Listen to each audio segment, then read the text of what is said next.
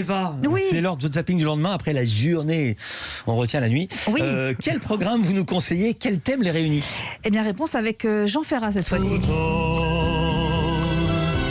Que la montagne Et voilà, vous connaissez la chanson par cœur. La montagne, oui, et un immense bol d'air frais, c'est ce qui vous attend ce soir, notamment sur France 3 avec un documentaire intitulé La grande saga de nos montagnes, les Alpes.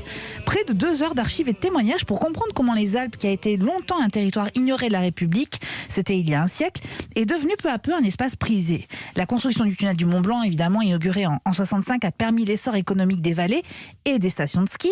Mais alors à quel prix? Écoutez le témoignage de cet ancien ouvrier sur ce chantier titanesque. Les accidents, je ne dis pas qu'il y en avait tous les jours, mais souvent. Des accidents assez graves. Et l'hôpital à Chamonix, il y avait du monde. Tous les tunnels, à ce moment-là, ils prévoyaient toujours 1 mort par kilomètre. Et voilà, 1 mort par kilomètre. C'est un excellent documentaire qui mêle de l'histoire, de la sociologie, de l'économie et des exploits sportifs aussi. Sur France 2, la montagne, elle tend les bras à Raphaël, mais impossible pour lui de se promener seul dans la nature. 31 années passées en prison l'ont totalement déstabilisé. Avec Valérie Mans, la réalisatrice du documentaire Première année dehors, il a toutefois accepté l'excursion. Je suis pas encore dans cette liberté. Je la vis, mais avec des contraintes. Et j'arrive pas à trouver mon petit équilibre. Je peux pas dire que je vis et que je sois libre. Parce que tout ce que j'ai là, c'est beau, c'est magnifique. Bien sûr que j'en suis conscient de tout ça. Mais pour moi, c'est pas palpable. On dit souvent que les gens qui sortent de longues périodes d'incarcération, ils ont un problème à se réapproprier l'espace. Et là, il y a beaucoup d'espace. C'est vrai, je suis un peu déstabilisé parfois. Qu'est-ce que ça vous fait? Des fois, ça me provoque des vertiges. Ça, c'est impressionnant. Trop d'air. J'ai l'impression d'être oppressé.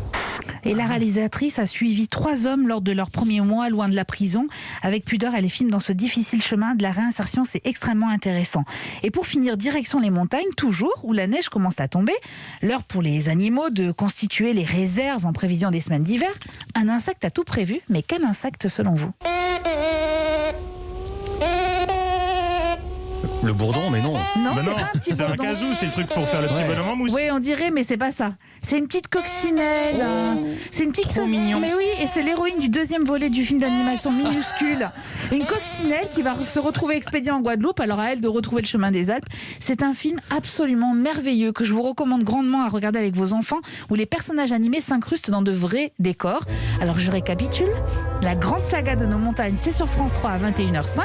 Première année dehors est à voir sur France 2 à 22h40. Et Minuscule, c'est sur OCS à 20h40. Merci beaucoup, Eva Rock. Merci beaucoup, Bertrand.